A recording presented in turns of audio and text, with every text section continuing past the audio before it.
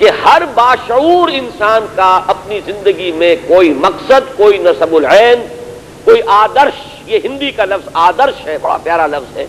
نصب العین یہ عربی زبان کا لفظ ہے. نصب العین آنکھوں کے سامنے کوئی منزل رہے اور انسان اسی کی طرف پیش قدمی کر رہا ہو، بڑھتا چلا جا رہا ہو. اسی کو آپ گول کہتے ہیں انگریزی میں، کوئی نہ کوئی گول ہونا چاہیے. اسی کو آئیڈیل کہتے ہیں کہ کوئی نہ کوئی ایسی شے جس کو حاصل کرنے کے لیے انسان بہم جد و جہد کرے.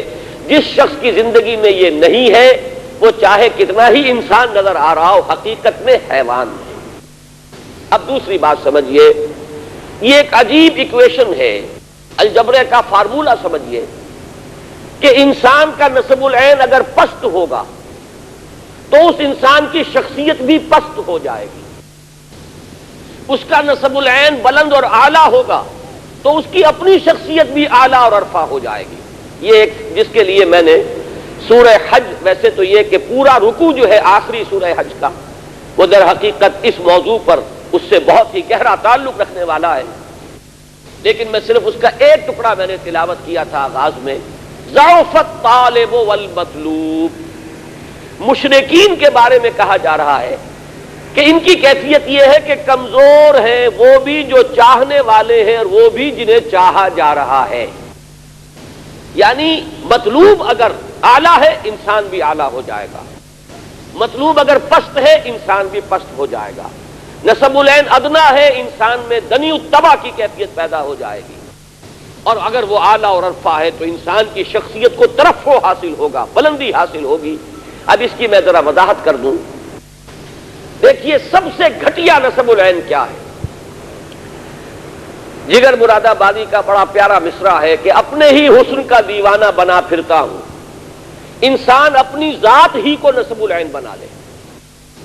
میرا غلبہ، میرا اقتدار، میری حکومت، میرے لیے دولت، میرے لیے عزت، میرے لیے شہرت، بس یہ حصول جو ہے اس کے لیے بھاگ دوڑ، محنت، کوشش، جد و جہد، یہ بھی ایک نصب العین ہے. آسانی سے دولت بھی حاصل نہیں ہوتی، دن رات کی محنت سے دولت ملتی ہے. آسانی سے شہرت بھی نہیں ملتی، بڑی بڑی راتوں کو جاگ کر انسان جو ہے وہ کام کرتا ہے جس سے اسے شہرت مل سکے. آسانی سے دنیا میں غلبہ بھی حاصل نہیں ہوتا. یہ چھوٹی سی کارپوریشن ہے، اس کا صدر بننے کے لیے بھی کیا پاپڑ بیلنے پڑتے ہیں، اور کوئی چھوٹا سا ملک ہو اس کا صدر یا وزیر اعظم بننے کے لیے کیسے کیسے ہفت خان طے کرنے پڑتے ہیں. تو آسان کام کوئی نہیں ہے ان میں سے. لیکن یہ بھی ایک نصب العین ہے، اپنی ذات، اپنا اقتدار، اپنا غلبہ، اپنی دولت، اپنی شہرت، ذاتی وجاہت، یہ بھی ایک نصب العین ہے. لیکن جس انسان کا یہ نصب العین ہوگا، اب آپ خود سوچ لیجئے، انتہائی دنی الطبع انسان ہوگا، انتہائی پست فطرت انسان ہوگا. وہ تو ہر معاملے میں دیکھے گا میرا مفاد کیا ہے. وہ کبھی اپنے قوم کی منفعت کو مقدم نہیں رکھے گا اپنے ذاتی مفاد پر. وہ کبھی اپنے وطن کی عزت کو مقدم نہیں رکھے گا اپنے ذاتی مفاد پر. وہ اپنے ذاتی مفاد کے لیے قوم کو بیچ دے گا، اپنے ذاتی اقتدار کے لیے ملک کے دو ٹکڑے کرا دے گا. وہ بڑے سے بڑی جو ہے وہ بازی لگانے کے لیے تیار ہو جائے گا، اس لیے کہ اس کا نصب العین ہے ذاتی اقتدار، اس کا نصب العین ہے. اور جس کو آپ جانتے ہیں بائی ہک اور بائی کروک.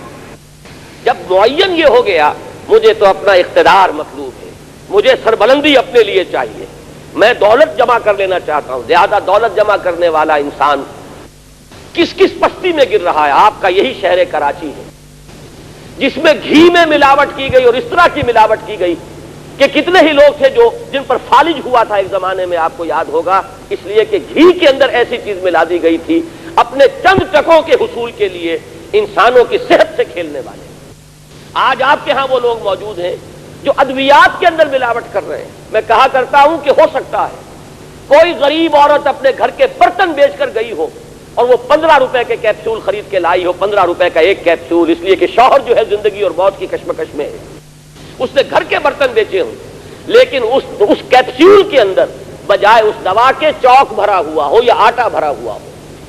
یہ آپ کے اس ملک میں ہو رہا ہے. تو معلوم ہوا، اچھی طرح سمجھ لیجئے، وقت کم ہے، ایک ایک چیز کو اچھی طرح سمجھ کر ذہن نشین کیجئے کہ اگر نصب العین اپنی ذات ہے تو وہ شخص اخلاقی اعتبار سے پست ترین سطح پر ہوگا، وہ قوم کو بیچے گا، غداری کرے گا، ملک سے کے خلاف جو ہے کوئی قدم اٹھا لے گا، اسلحہ خرید رہا ہوگا کوئی بڑا اہم انسان اور اس میں بڑا کمیشن لے کر گھٹیا مال لے آئے گا، اور ہو سکتا ہے کسی محاذ پر کسی وقت ایسی صورت ہو کہ بالکل فیصلہ کن مرحلہ آ گیا ہو کہ ادھر یا ادھر، اور ایسا ہوتا ہے کوئی ایک محاذ کے اوپر فیصلہ پوری قوم کی قسمت جو ہے اس کا فیصلہ بن سکتا ہے، اور ہو سکتا ہے اس وقت جب کریٹ کھولے جائیں تو معلوم ہو اس میں جو اسلحہ نکل رہا ہے وہ معیاری نہیں ہے، تو آپ سمجھیے کہ پوری قوم کی قسمت سے وہ شخص کھیل رہا ہے جس نے اپنے بینک بیلنس کے اندر ملک سے باہر چند کروڑ روپے جمع کرنے کے لیے اس نے گویا کہ پوری کی پوری قوم کے مستقبل کو داؤ پر لگا دیا ہے۔ یہ سب منطقی نتیجے ہیں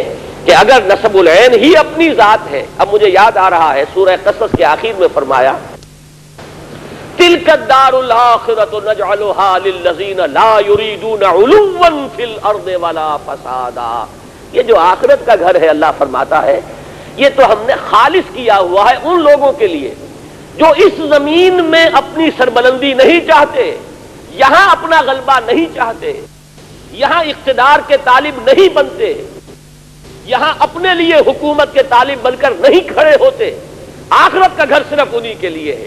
یہ میں نے اس آیت مبارکہ کوٹ کر دیا تاکہ معلوم ہو جائے جہاں سے میں بات شروع کر رہا ہوں کہ یہ پست ترین نسب العین ہے، ویسے برا نہ مانیے، شعوری یا غیر شعوری طور پر ہماری عظیم اکثریت اسی سطح پر زندگی بسر کر رہی ہے۔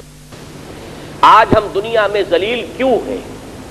آج ہمارا پوری دنیا کے اندر کیوں نام عزت کے ساتھ نہیں لیا جا رہا؟ کیوں ہم کسی بین الاقوامی کسی فورم میں کیوں عزت کے ساتھ کھڑے نہیں ہو سکتے؟ معلوم ہوا یہ وجہ یہی ہے کہ ہماری قوم میں غدار ہے، آپ ہی کے قوم کے لوگ ہیں جو بکتے ہیں۔ اگر چاہے کہا جا رہا ہو کہ ہندوستان کی راہ کے ایجنٹ ہیں یا فلاں جو ہے افغانستان کے کھاد کے ایجنٹ ہیں، یہ نقاب پوش آتے ہیں اور گولیاں برسا کر چلے جاتے ہیں اور پھر بھائی بھائی کے غریبان کو پکڑ لیتا ہے، لیکن یہ کون ہے؟ کہیں اور سے امپورٹ نہیں ہوئے ہیں، یہ چین یا روس سے نہیں آئے، آپ کے اسی ملک کے رہنے والے، آپ کے قوم کے افراد ہیں۔ بکنے والے لوگ اس معاشرے کے اندر موجود ہیں۔ وجہ کیا ہے؟ اصل شے ہے میرا مفاد، مجھے اتنے لاکھ روپے مل رہے ہیں، میرے لیے یہ منفعت ہے، مجھے یہ فائدہ نظر آ رہا ہے۔ یہی وجہ ہے کہ قومی اور ملکی سطح پر ہم اس وقت ذلیل و خوار ہیں۔ اس کی وجہ یہی ہے کہ ہم میں سے اکثر پاکستانی مسلمانوں کی اکثریت اگر غریبان میں جھانکیں تو محسوس یہ ہوگا کہ ہمارے سامنے کوئی نسب العین نہیں، کوئی اعلیٰ آدرش نہیں، کوئی اونچا نسب العین نہیں، ہم تو بس یا تو غیر شعوری طور پر حیوانی سطح پر صرف کھانا پینا، بال بچے پیدا کرنا اور پال لینا، کوئی گھروندہ بنا لینا، اللہ اللہ اور خیر صلی اللہ، اس سے آگے ہم میں سے کسی کے آگے کوئی مقصد زندگی ہے ہی نہیں۔ یا تو ہم غیر شعوری طور پر اس سطح پر حیوانی سطح پر زندگی بسر کر رہے ہیں، اور جو لوگ چلت پھرت کرتے نظر آتے ہیں، بھاگ دوڑ کرتے نظر آتے ہیں، جو جلسے کرتے ہیں اور جو بڑے بڑے پوسٹر شائع کرتے ہیں، جن کی خبریں اخبارات میں چھپتی ہیں، ان کی اکثریت کا حال یہ ہے کہ ذاتی اقتدار، ذاتی غلبہ، ذاتی دولت مندی، ذاتی شہرت سے آگے ان کے سامنے نسب العین نہیں ہے، الا ماشاء اللہ، استثناءات ہوں گے۔ لیکن یہ کہ عربی کا ایک مقولہ ہے کہ حکم الاکثر حکم الکل، اکثر کی جو بات ہوتی ہے وہی کل کی شمار ہوگی۔ ہمارے پاس اس وقت اکثر و بیشتر لوگ جو ہے وہ اسی رہتے ہیں۔